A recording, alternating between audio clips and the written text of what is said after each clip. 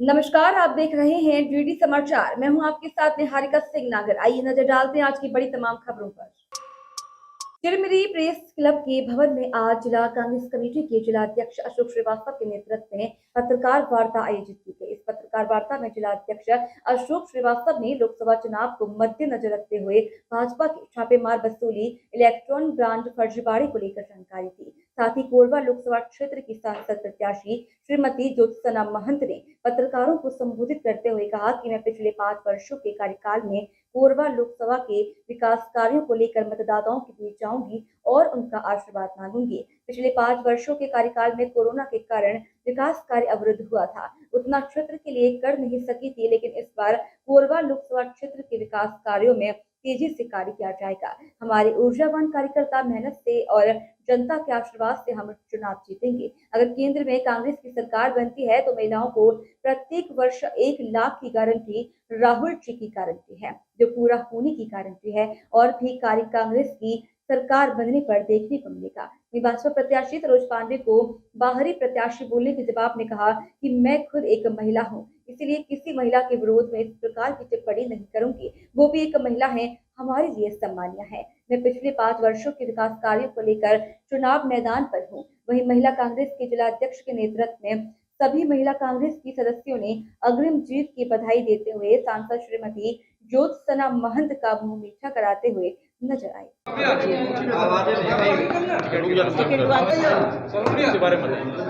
चिरमिरी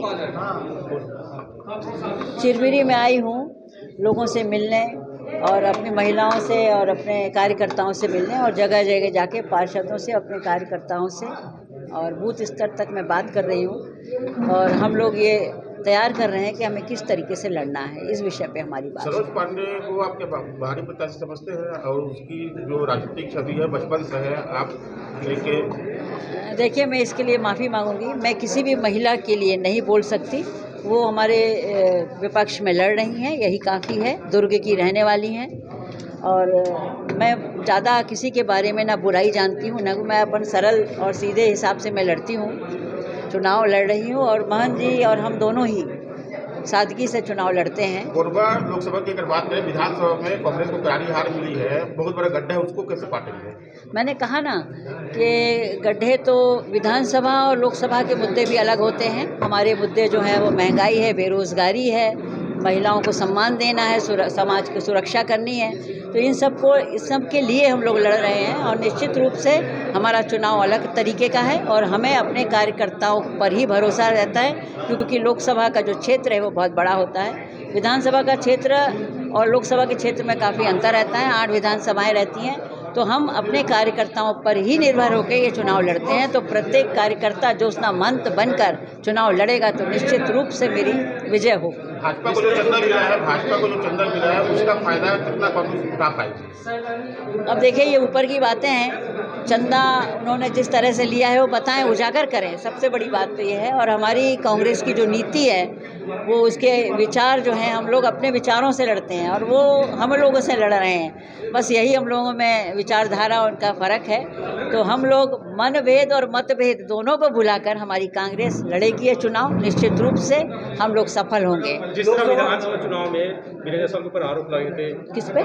विनय जायसवाल विधायक जो विधायक थे उन पर आरोप लगे थे कि क्यों नहीं मिलेगा। हमारे कांग्रेस के लोग हैं, हमारे साथ रहेंगे और ये एक परिवार है हमारा कांग्रेस का। और ये सब चलता रहता है, परिवार में लड़ाई झगड़ा, लेकिन एक परिवार होकर ही हम लोग, संगठन हमारा मजबूत है तो हम भी मजबूत। चलता रहता आपकी पार्टी में ऐसा? नहीं, चलता नहीं रहता। देखिए, वो सस्पेंशन में थे, उनको ये नहीं कह सकते कि, और यदि वो कहीं और जाते तो मैं समझती, वो तो हमारे ही थे। अब ठीक है, जो आरोप लगे थे वो कहीं ना कहीं हमारे यहाँ के लोगों को लगा होगा कि नहीं हो सकता है ये 6 साल के लिए निष्कासित किया गया था। जी हाँ। लेकिन सवाल ये है कि जब कोई निष्पक्ष होता है और वो कभी भी किसी कारणवश, हो सकता है गुस्से में या कैसे भी उन्होंने ये आरोप लगाए हों, मालूम पड़ा कि ये सब निराधार है तो उनको वापस लिया गया।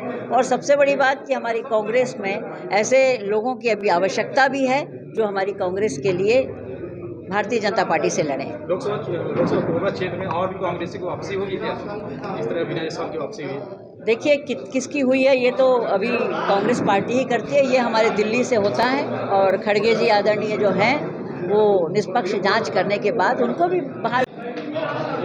आज की जो प्रेस वार्ता यहाँ पर थी, भारतीय जनता पार्टी द्वारा संवैधानिक संस्थाओं का दुरुपयोग करके, जैसे ईडी है, आईटी है, सीबीआई से छापे मरवा कर, और जिनके यहाँ छापे मरवाती थी उनसे ये चंदा लेती थी।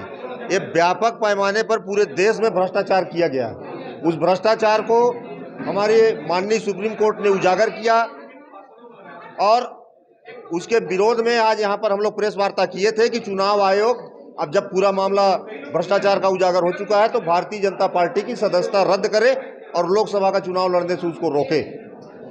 क्या लगता है इससे कांग्रेस को कितना लाभ मिल सकता है? नहीं, लाभ और हानि का बात नहीं है, ये तो भ्रष्टाचार की बात है, देश की जनता को समझना चाहिए। अब इसमें कांग्रेस को क्या लाभ है या हानि है, इससे इसका मतलब नहीं है। एक देश, आज तक का आजाद भारत का सबसे बड़ा ये चंदा घोटाला है। 6000 करोड़ रुपया इलेक्टोरल बॉन्ड के माध्यम से उन कंपनियों से लिए गए जिनके यहाँ ईडी और सीबीआई ने छापे मारे। ऐसा क्या हो गया भैया कि आज सीबीआई छापा मार रही है और 1 महीने बाद आप उनसे चंदा ले रहे हो, फिर उनका केस बंद हो जा रहा है। कौन सा ये ऐसा मामला था जिससे भाजपा ने इतना ज़्यादा पैसा वसूला, 6000 करोड़? तो सीधा सीधा है कि संवैधानिक संस्थाओं का दुरुपयोग करके उन्होंने पैसा लिया है। कांग्रेस इससे पहले प्रेस वार्ता क्यों नहीं की? जो भूपेश बघेल 12 तारीख को माननीय सुप्रीम कोर्ट के आदेश से स्टेट बैंक ऑफ इंडिया ने इलेक्टोरल बॉन्ड की जानकारी सुप्रीम कोर्ट में जमा की। 13 अप्रैल को ये जो है नेट पे आया है। आज 20 तारीख है। भूपेश बघेल जी के ऊपर 2 दिन पहले अभी FIR दर्ज किया गया है। तो इलेक्टोरल बॉन्ड की जब तक हमको पूरी जानकारी जिस भी संबंध में नहीं रहेगा तो उसका कैसे प्रेस वार्ता करेंगे? तो दो दिन बाद ही अपन कर रहे हैं। समर्थक हैं, सब कांग्रेस के समर्थक हैं। विनय जायसवाल जी की वापसी हुई है, पार्टी में उनका स्वागत है और उनके आने से निश्चित ही पार्टी मजबूत होगी। और रही मेरे मनमानी की बात, तो मनमानी तो मैं करता हूं, अनुशासनहीनता मुझे बिल्कुल ही बर्दाश्त नहीं है। और जो लोग अनुशासनहीनता करते हैं उन्हीं को मैं खटकता हूं। बाकी जो लोग पार्टी के गाइडलाइन पे काम कर रहे हैं, पार्टी के लिए मेहनत कर रहे हैं पार्टी के लिए दिन रात, उनके लिए मैं बहुत ही लोकप्रिय आदमी और बहुत सही आदमी हूं। विनय जायसवाल जी की तो घर वापसी हो गई, जिन लोगों ने इस्तीफा दिया सोशल मीडिया में, क्या उनकी भी वापसी? मैं पहले भी इसका खंडन किया था। इस्तीफा तो लिखित में किसी ने दिया नहीं था, सोशल मीडिया में लोग दिए थे इस्तीफा। 4 लाइन लिख दिए कि मैं फेसबुक में कि मैं अपने व्यक्तिगत कारणों से इस्तीफा दे रहा हूँ। इस्तीफा उसको थोड़ी ना माना जाता है। इस्तीफा तो भाई प्रॉपर चलन से आना था, ब्लॉक अध्यक्ष को देना था, जिला अध्यक्ष को देना था। सुभाष कश्यप ने ब्लॉक कांग्रेस अध्यक्ष से इस्तीफा दिया, इसको लेकर बात हो रही थी। सुभाष कश्यप ने ब्लॉक कांग्रेस अध्यक्ष पद से इस्तीफा नहीं दिया। मैं बार बार इस चीज को बोल रहा हूँ। सुभाष कश्यप जी की नियुक्ति जो है उससे बड़े पद पे प्रदेश सचिव पे हुई है और भरतपुर सोनहत विधानसभा का उनको प्रभारी बनाया गया है। तो ऑलरेडी उनको ब्लॉक अध्यक्ष पद छोड़ना, जब प्रमोशन हो जाएगा तो नीचे वाला पद तो जाएगा ना। अभी वर्तमान में अध्यक्ष कौन है ब्लॉक अध्यक्ष? कार्यकारी ब्लॉक अध्यक्ष यहाँ पर अभी बलदेव दास जी हैं।